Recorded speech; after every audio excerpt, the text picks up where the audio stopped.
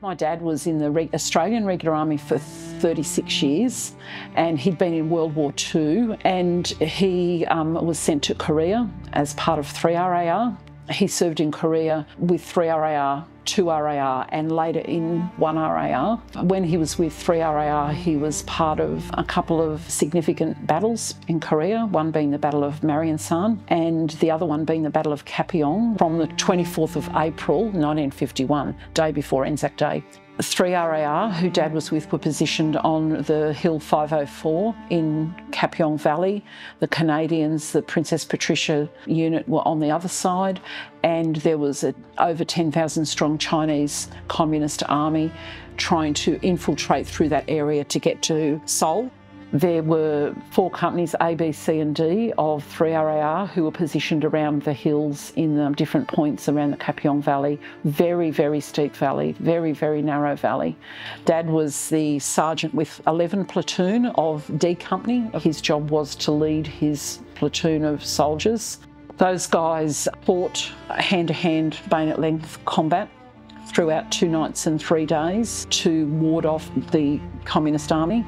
I believe there were about 2,000 Chinese soldiers who died on the night of the 24th, which was the night of the most vicious fighting.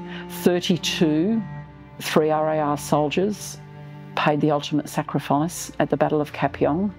This was a turning point in the Korean War because the pushing back of the Chinese at this point meant that they didn't get through the Kapyong Valley down to Seoul, which was the capital, and that was where their aim was, to try and overrun the capital of South Korea. I've spoken with and I've seen written accounts of people who served with Dad. They all speak about the care that he tried to take of his men. The mateship, the bonds that were formed in Korea never ever left those Aussie diggers. Those mates that he made at the Battle of Kapyong were his mates until the day he died. Post-Korean War, Dad, remember, had been to World War II before that in Borneo and New Guinea. Not great theatres of war to be in. It was his experience, particularly at the Battle of Kapyong, that shaped who he was as a man and as a human for the rest of his life, and I know has shaped our family. The sacrifice that was given and the service that was given by United Nations forces, of which Australian troops were part of, the results of that sacrifice are there every single day for South Koreans.